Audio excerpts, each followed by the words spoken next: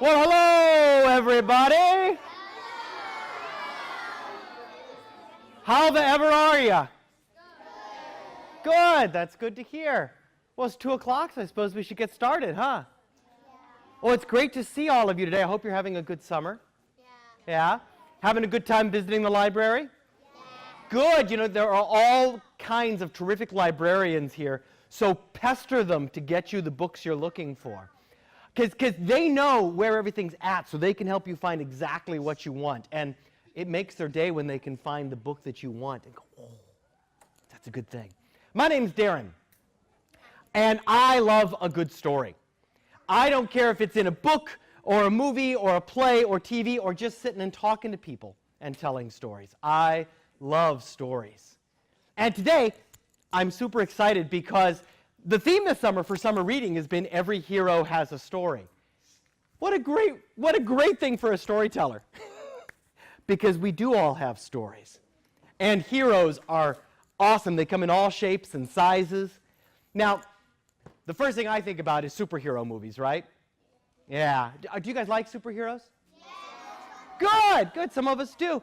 I like them an awful lot. Now, do you think we've told stories about superheroes for a long time? Yes.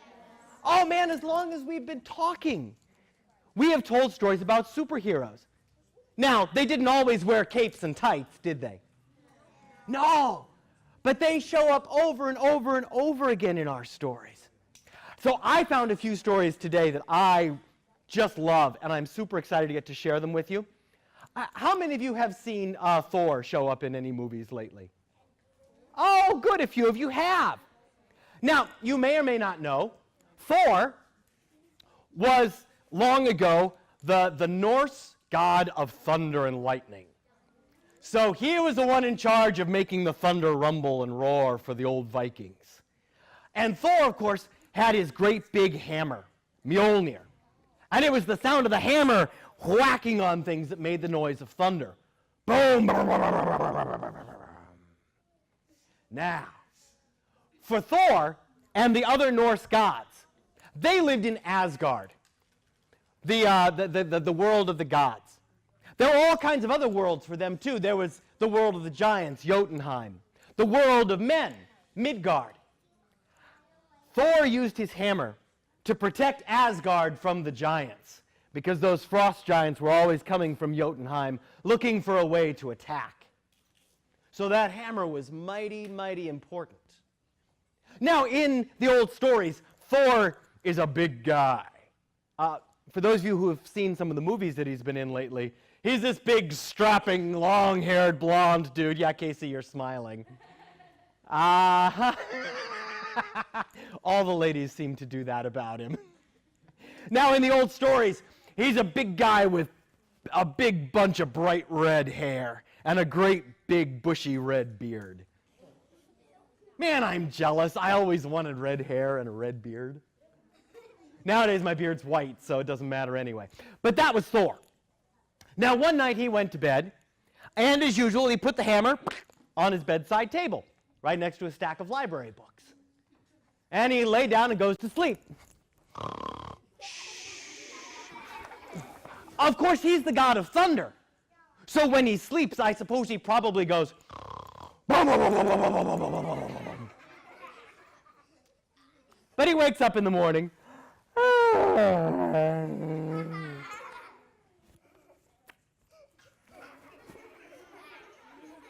and he puts out his hand to pick up his hammer. It's not there. He gets down out of bed, looks under the pillow, he looks under the bed. No hammer. He goes out in the living room and looks under the couch cushions just in case. This is bad. If he doesn't have the hammer, the giants could attack. Just outside the window, he hears somebody whistling. He hears. He looks out the window, and who do you suppose he sees walking down the road? Loki. Loki, of course, was the god of tricks and pranks and generalized naughtiness. Thor looked out and he thought, if anybody's got my hammer, it's probably Loki. And he stalked outside and grabbed him. Loki, Where's my hammer? I don't know. Where is your hammer? Don't play games with me. My hammer's missing, and you're the one who took it. No, not me. I sure didn't take your hammer. Oh my gosh, what if a giant snuck in and stole it? That would be bad. We've got to go find this thing. So Thor and Loki stalked off across town toward Freya's house. Freya was one of the other goddesses. They barged in the door. Freya, we need your falcon skin. Somebody's stolen the hammer. Well, Freya turned white. She was afraid because she knew what would happen if the hammer disappeared. So she quickly passed over the falcon skin. It was a magic cape, and if you put it on, you grew wings like a falcon and could fly. So Loki put on the falcon skin, spread his arms, and the feathers grew out on all sides. And he went and flew off over the walls of Asgard, out across the ocean that separates the worlds, until way off in the distance he could see the icy mountains of Jotunheim, the world of the frost giants. He came flying in big, wide circles, and there, sitting on a rock, he could see Thurum, the king of the frost giants. And he knew if anybody had an idea of where that hammer might be, it would be Thurum. So Loki landed and started walking up to him. Thurum stood up. Loki, what brings you here? How goes it with the gods? How goes it with the elves? It goes badly with the gods and badly with the elves, Thurum. Someone has stolen Thor's hammer. Do you know where it's at? I certainly do.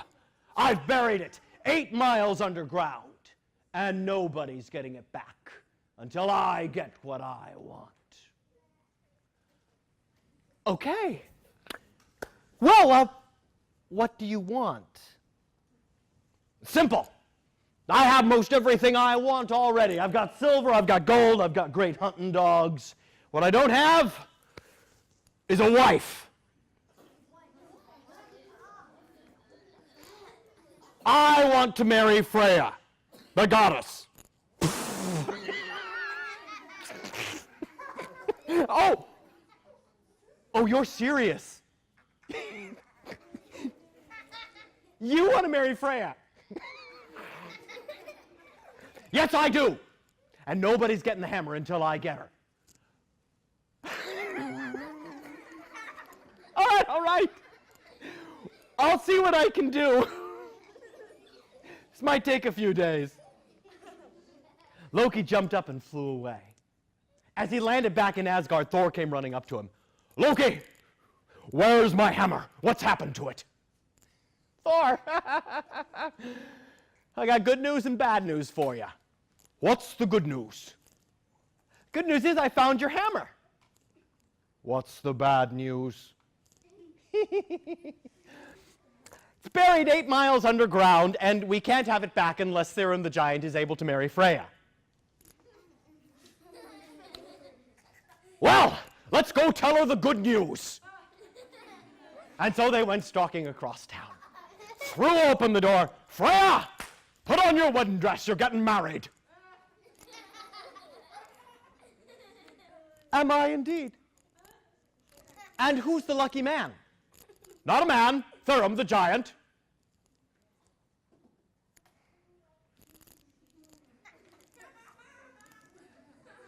No. What? No. I'm not going to marry a frost giant. For heaven's sakes, they smell bad. Oh, yes, you will. Oh, no, I won't. Oh, yes, you will. No. Thor was so mad the ground was cracking under his feet. We'll see about this. We're going to the Council of the Gods. And they all stalked over to the great council room. All of the gods sat around arguing with each other. They all were terrified of what would happen if they didn't get the hammer back. But there was no way Freya was going to marry Thurum. Finally, Heimdall, the great watcher of the gods, calmed everyone down. Shh. My friends, we have a problem. Thrym will not give us back the hammer unless he is allowed to marry Freya. Freya will not marry Thrym. Someone has to marry Thrym.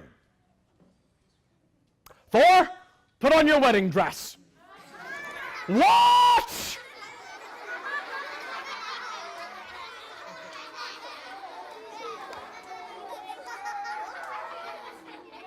Do you know the gods did the same thing? They burst into laughter. Someone has to marry disguised as Freya. We will disguise you. Oh, Loki was into this. Yes, yes, yes, this will be perfect. We'll get you a beautiful dress, Thor, and we'll put on all kinds of jewelry, and we'll get you a big, big veil to cover that face and beard of yours. I won't do it, you'll all laugh at me. And they all said, yes, yes, we will.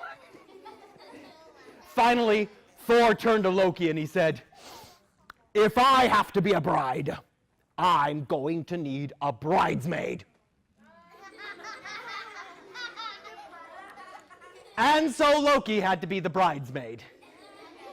They got him a lovely off-peach satin dress with a great big bow and some puffed sleeves and a sweetheart neckline. It didn't go with his coloring at all, and he'd never be able to wear it anywhere else. And the shoes pinched.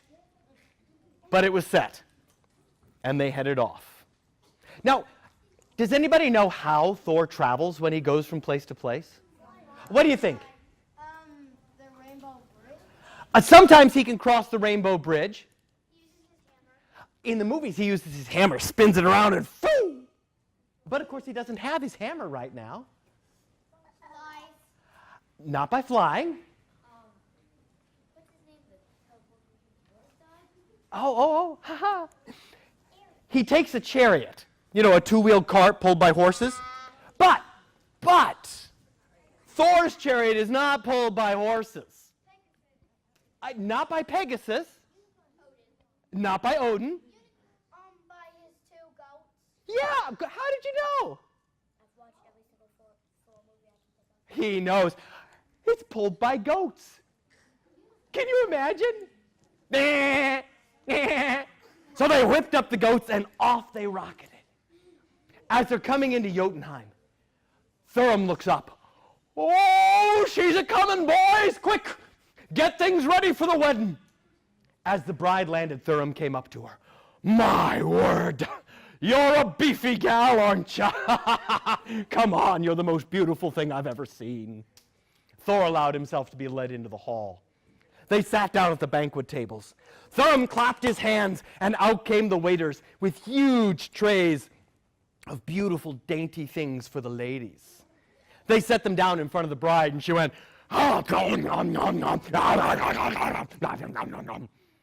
Thrym watched with an open mouth. Wow, what a gal. They brought out the main courses, 3 whole oxen that they had roasted. The bride ate an entire ox.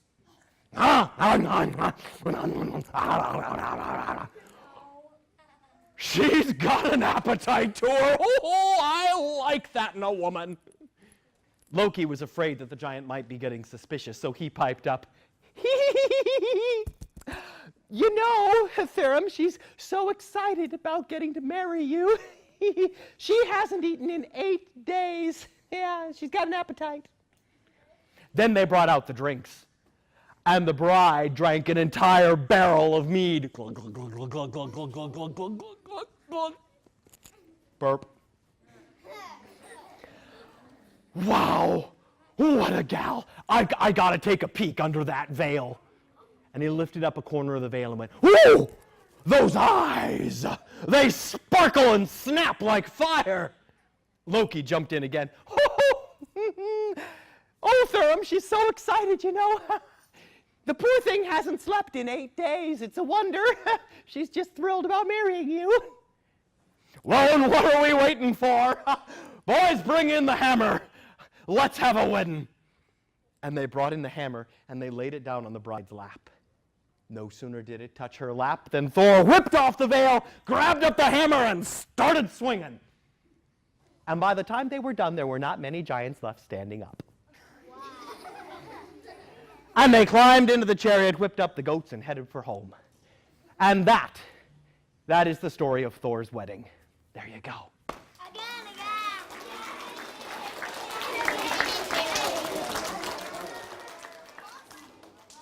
Now, if you go out into the children's room and you look in the 392s, or somewhere around there, I bet they'll have a book of Norse mythology. Maybe even Mary Pope Osborne, you know, the girl who writes the Magic Treehouse books. She wrote a whole book of Norse mythology. So you can check that out and see. Now, sometimes in our stories, our heroes, what was I going to say? Our heroes are born with their powers. Maybe like Superman can fly, and that's it. But other times, they get their powers from something else. Green Lantern has his lantern. Spider-Man gets bit by the radioactive spider. In this story, oh yeah, Batman has his utility belt. He's just smart. In this story, our heroes get their abilities from something else. I love the title of this story. It is called The Nose Tree. I know. It begins thusly. In the days when wishing was still of some use, there were 3 old soldiers. Now these 3 soldiers had been best friends for years and years. Together they fought their way back and forth across the countryside. But finally the fighting was done. The king didn't need the army anymore, so he sent them all home. Goodbye everyone, thank you so much for coming. Good day. Well, and the 3 soldiers didn't quite know what to do. All they'd ever done was be soldiers. Well, they decided to see the world together and stay friends. So they headed out and went to see the world. But it wasn't long before they started to run low on things. And finally, they found themselves one night in the forest, out of food, out of money, and out of ideas. They hadn't had anything to eat that day, and as they lay down to sleep, their stomachs were rumbling. But that night, they had strange dreams.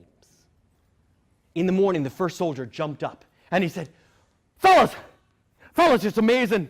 I had the most remarkable dream last night. I dreamed that I saw this little man. He was about this tall. He had a red pointy hat and a red coat. And he says to me, my friend, I have a special gift for you. 'Tis a magical purse, and no matter how much gold you take from it, there will always be more inside. And the soldier looked down under his pillow, and there it was. And he reached in and pulled out a handful of gold. And another. Fellas, we're rich! The second soldier chimed in. My friends, I had the same dream. I saw the little man with the red hat and the red coat. He told me he would give me a magical cape, and if I put it on and wished, it would take me wherever I wanted. And as he picked it up, it was there under his pillow. Oh, finally, the third soldier couldn't keep himself in any longer. He said, oh, saints preserve us! I had the same dream. The little man with the red hat and the red coat. He says to me, I bring you a magical horn, and if ever you blow upon it, a great army will come to your aid. And here it is. The second soldier put on the cape. He grabbed his friends by the arm and he said, I wish that we were in our own great castle. And when they opened their eyes, there they were. Before them was the grandest castle they had ever laid eyes on. Trumpets blew from the walls. The gates opened up and out came a golden carriage pulled by 6 white horses to carry the soldiers home. They were very, very happy. They had everything they could possibly need. But you know, they were soldiers. They were used to tramping around and wandering. So after about a year, they decided it was time to take a trip. They thought they would visit the kingdom next door. It was ruled by a king who had a very beautiful daughter for a princess. So they loaded everything up in the golden carriage and off they went. The king and the princess welcomed them with open arms. They were thrilled to see them. They stayed for a whole month. Every night there were banquets and feasts and dances. All day long there were games and tournaments and jousting. They had a marvelous time. And all the while the princess walked around with them, keeping an eye on them, wondering where in the world they got all their money from. Finally, on the last night of their visit, the princess made sure that the first soldier had a couple of extra glasses of wine at dinner time. There was a full moon. She had on her very prettiest dress. And she took him for a walk in the moonlight. My goodness, you three are such wonderful kings. Oh, lass, we're no kings. We're just three old soldiers who got lucky. Really, my goodness, where on earth do you get all your money? He told her. Oh, that's easy. I've got a magic purse. No matter how much gold I take out of it, it's never empty. Really?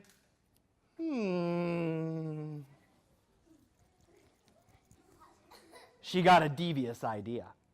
As soon as the soldier went to bed, she scampered up to her room and got on Pinterest and looked up ideas for purses.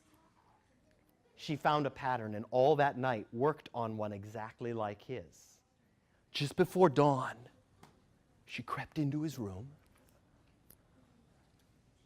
and picked up his purse and replaced it with hers.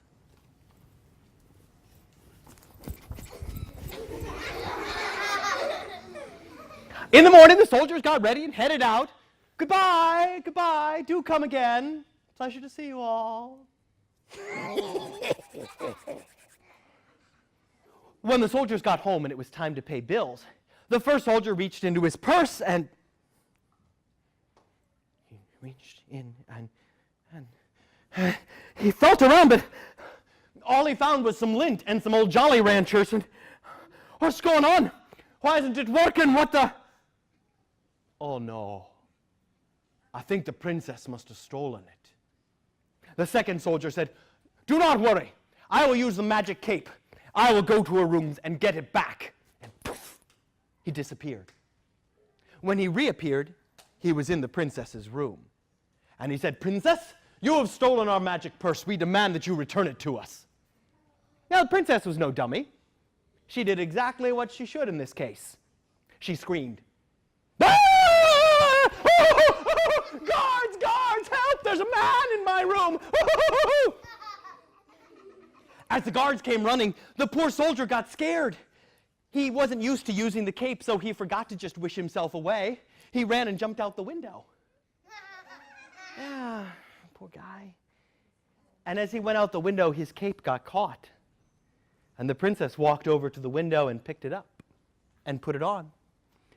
I wish that I had the soldier's wonderful castle. And she did.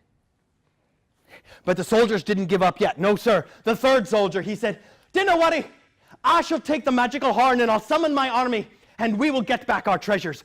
Dun, dun, dun, dun, dun. And there was an army of 5,000 soldiers.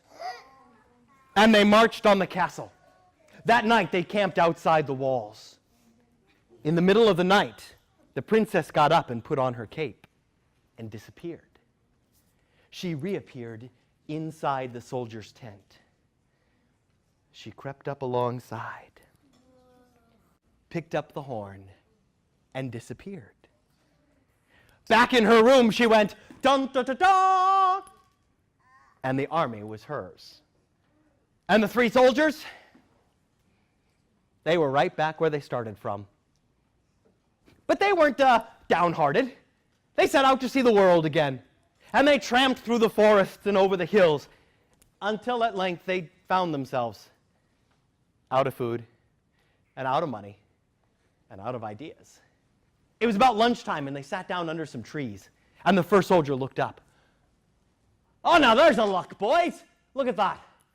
'Tis an apple tree. Oh, they smell so good. Oh, those are some of the best apples I've ever tasted. Oh, that's strange. My nose feels funny. It's tingly. Ah! His nose went... All of a sudden, it was 1.5 feet long. And it didn't stop. It just kept growing straight down onto the ground and off over the floor. His friends ran after it for a while. Oh no! What am I going to do? Look at my nose! Come back, Mr. Nose! Just at that moment, they heard a voice. Hello there, my friends. There was the little man from their dreams with the red hat and the red coat. Oh dear, you're in a fix, aren't you? You've eaten an apple from the nose tree. The only thing that'll fix that is one of these pears. Try that. The soldier took the pear. With the first bite, his nose stopped growing. It was more than a mile long. With the second bite, his nose went and shrank by about half. With the third bite, his nose rolled up like a tape measure. Oh! My nose! I've got my nose back. Oh! Thank you, my friend. I don't know what I'd have done without you. Now, my friends, don't you think that you could use these things to get back your lost treasures?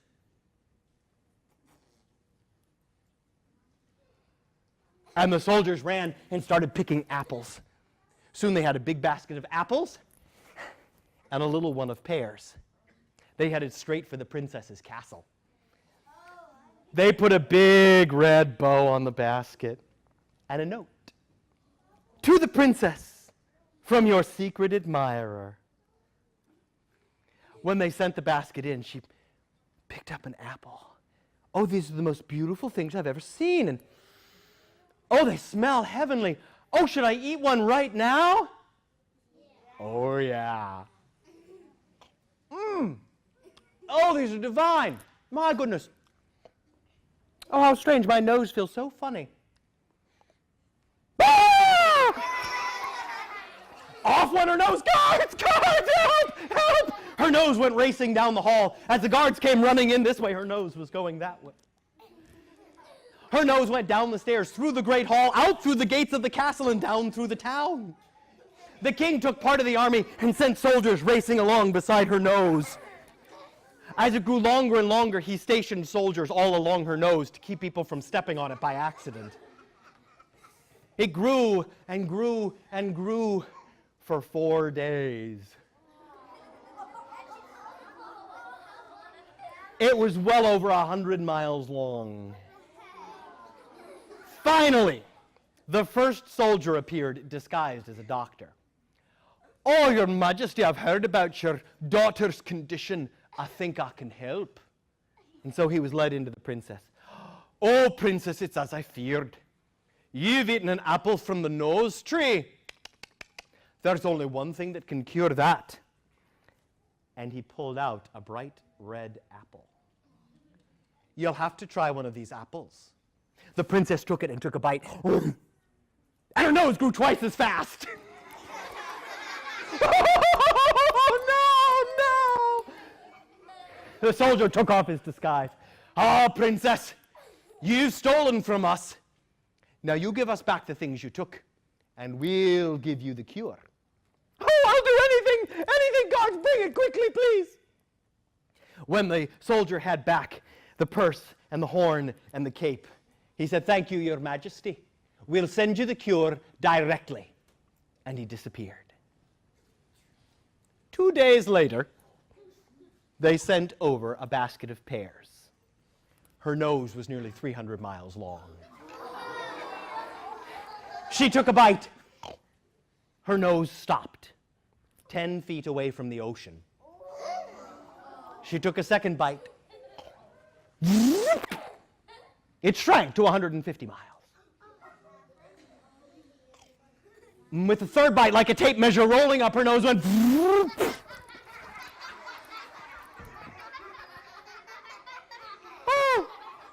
Oh, my nose, my little button nose. Oh, it's back again. Well, the soldiers had back their things, and they lived very, very happily for the rest of their days. But they never again went to visit the kingdom next door. And that's the story of the nose tree.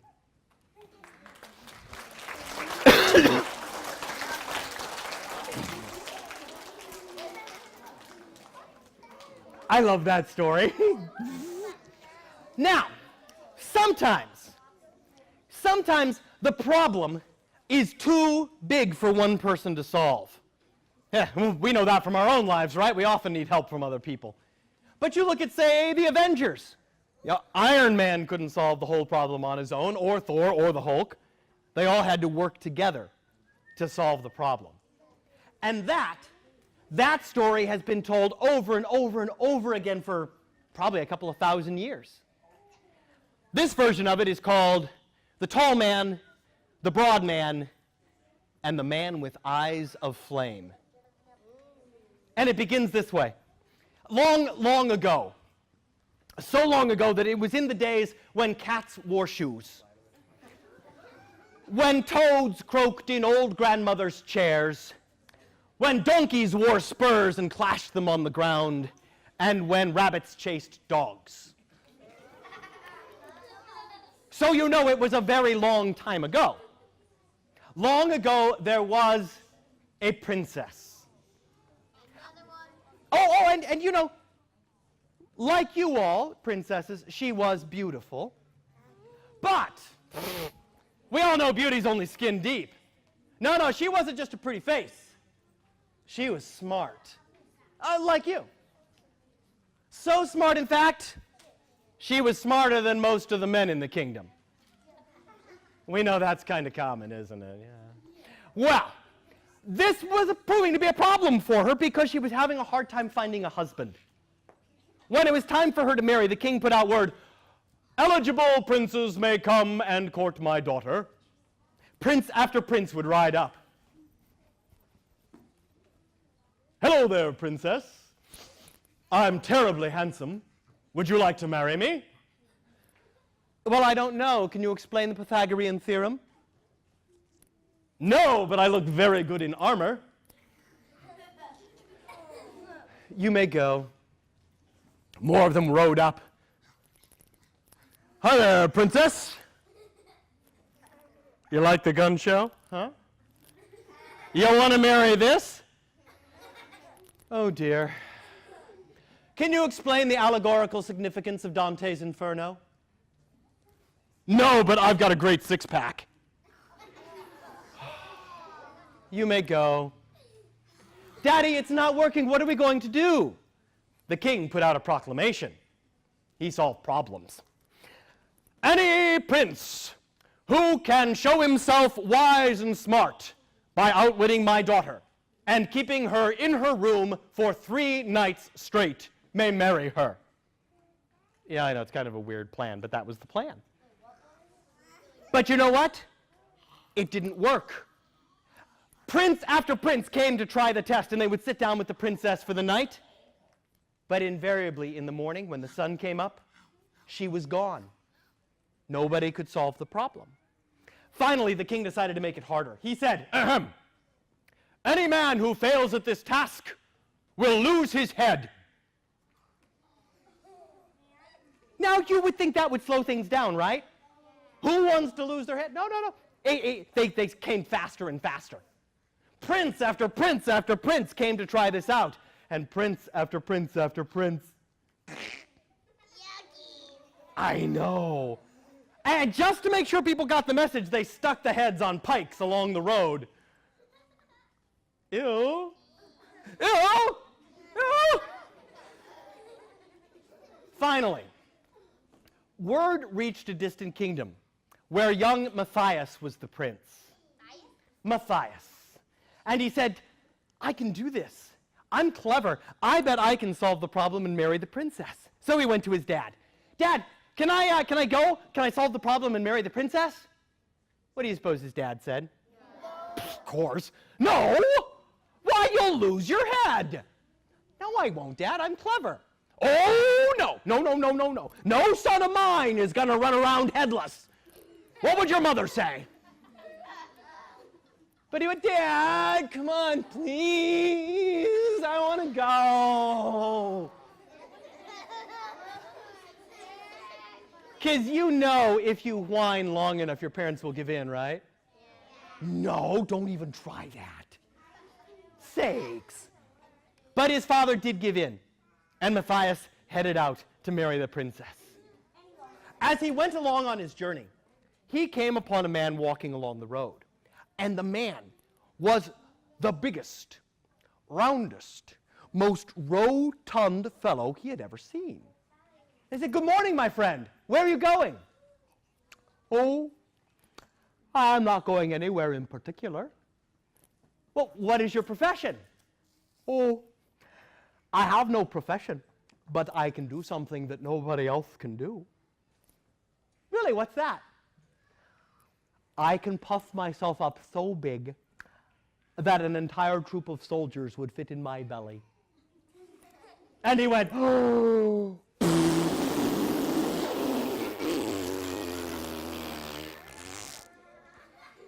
Until he spread out so wide that he would have filled up a good part of this room. And Matthias went, "You should travel with me." And off they went together. When they'd gone a ways further, they came upon a fellow who was every bit as skinny as the broad man was wide. And tall, he had to be 7.5 feet tall.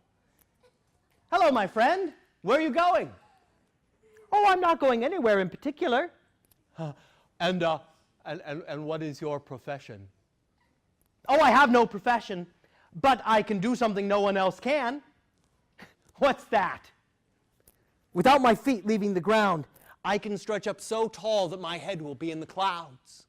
And he didn't wait another moment. He went,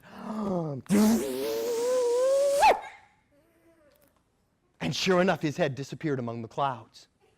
He called down, "And when I walk, I can take a mile with each step." And he was gone. "Oh, wait for us! Wait for us!" It took him about 2 hours to catch up with him. And when they did, Matthias invited him to travel along.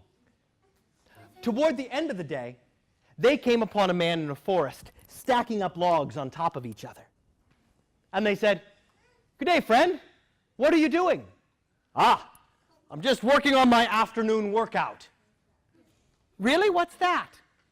"Ah, I have to concentrate and strengthen my eyes, for if I look at anything hard enough, I can make it burst into flames."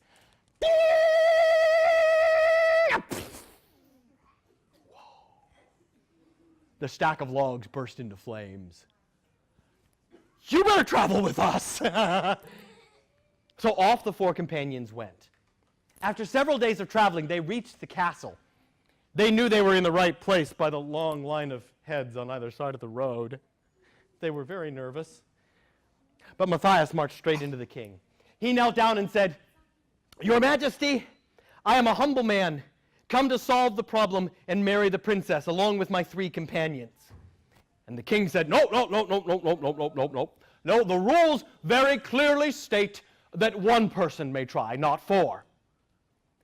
But from behind the throne, they heard, "It's all right, Daddy. Let them try. They won't figure it out." Matthias took one look at the princess and he went, "Ah." His heart started to go.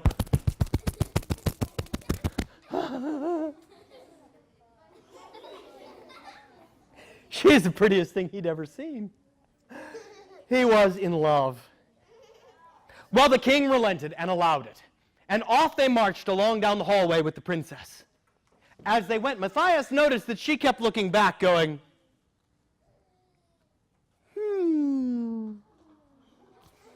When they got into her room, they closed the door, and the broad man took up his place in front of it and went, and spread out so he covered the whole door. The tall man and the man with eyes of flame stood on either side of the only window. Matthias and the princess sat down at a table and talked. And talked and talked and talked. Until finally, late at night, the princess went, "Oh, me, oh, my, I'm so sleepy. I guess I'll go to bed." Do you think she was really asleep? No, of course not. But Matthias watched her. "I'm watching you, princess. Don't even think that I'm going to fall asleep because I'm keeping an eye.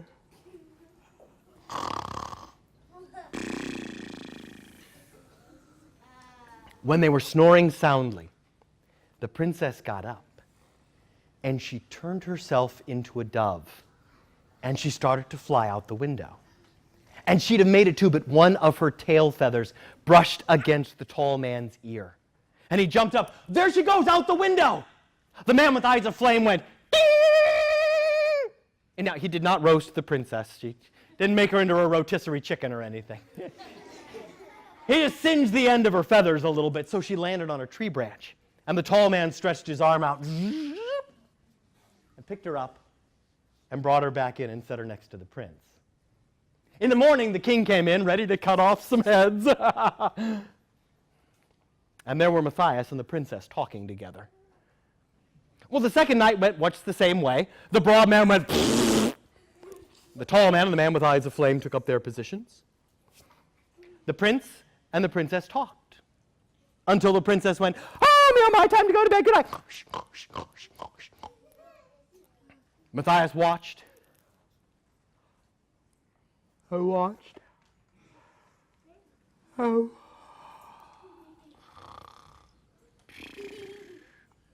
Now, strangely enough, the story does not tell us what she turned into on the second night.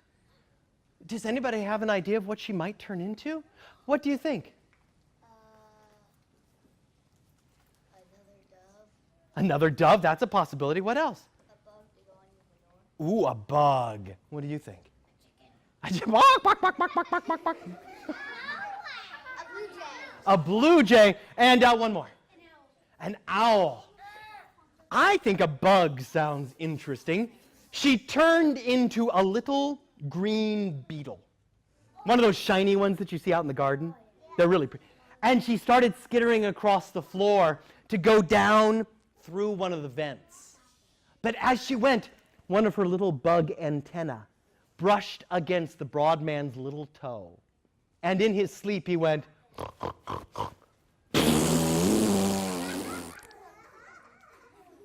and spread out even bigger and covered up the vent so she couldn't get out.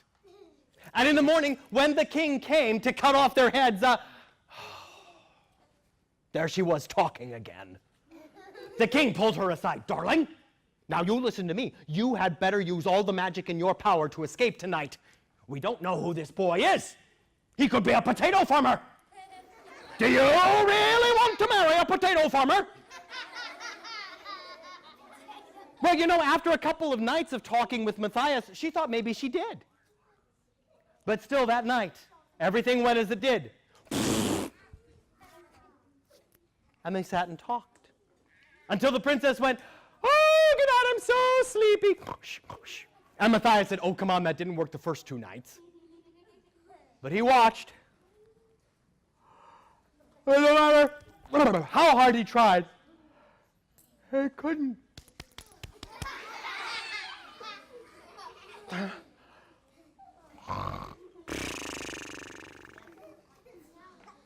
When they were good and asleep, the princess got up and turned herself into a tiny, tiny housefly.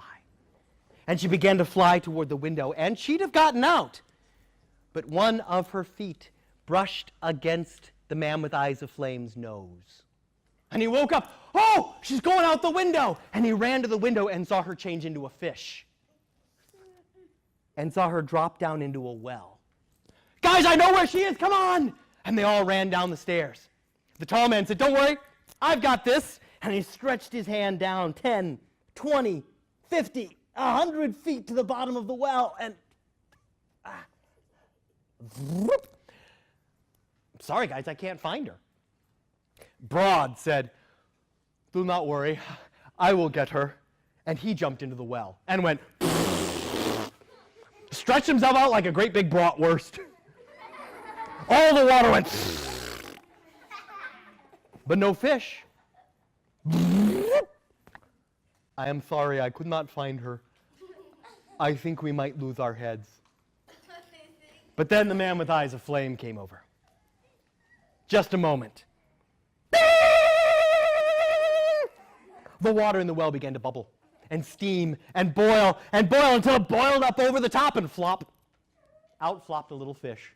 Flop, flop, which turned back into a princess. And Matthias picked her up and carried her upstairs. And in the morning, when the king came in to cut off their heads at last, there was the princess, holding hands with Matthias and smiling. Daddy? Well, he solved the problem and won me fair and square. But more than that, I love him. And I choose him. Oh, no, you don't. No daughter of mine is running off with a would-be potato farmer. No, you are not leaving this castle. But they jumped on their horses and rode away. The king called out the army to chase them. The army was catching up to them. The princess riding behind Matthias, she called out, "Oh, Matthias, they're catching up to us." She took off her scarf and threw it behind her and yelled, "Become a forest with as many trees as there are threads." And poof, up sprang a great giant forest between them. Oh, but the soldiers found their way through the forest. They were quickly catching up to them. She called out, "Oh, Matthias, they're coming. Pinch me." "What? Pinch me." "Okay." And he reached back and pinched her. How? One little tear fell, and she caught it and cried, "Become a river." And there sprang up a gigantic wide river between them. Oh, but the soldiers made their way across it. They were catching up quickly. Matthias could see the castle up ahead. The tall man jumped off his horse. "You go on, I'll take care of this." As he hit the clouds, he scooped off his hat and held it up and covered the sun. All of a sudden, the army was thrown into darkness. But they lit torches and made their way through. They weren't far from the castle, but the army would catch them. The broad man jumped off of his horse and said, "Do not worry, I will do everything else." And he laid down on the ground and went,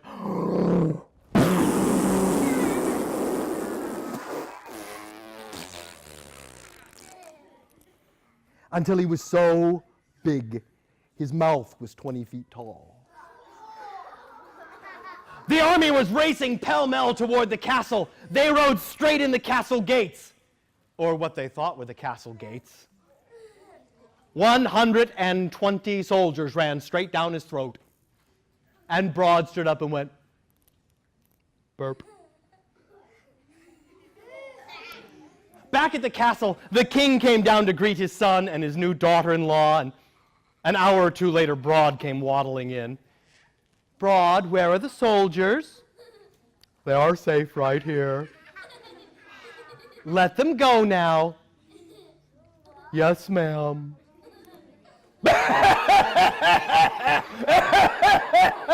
And out came soldiers and horses, falling over each other to run out as fast as they could. Oh dear, I think the last one is stuck in my nose. Achoo!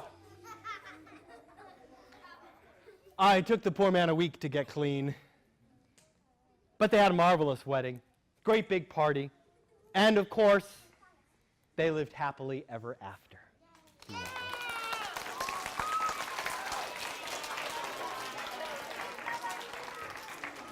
Oh, my friends, thank you so much for letting me share these stories with you.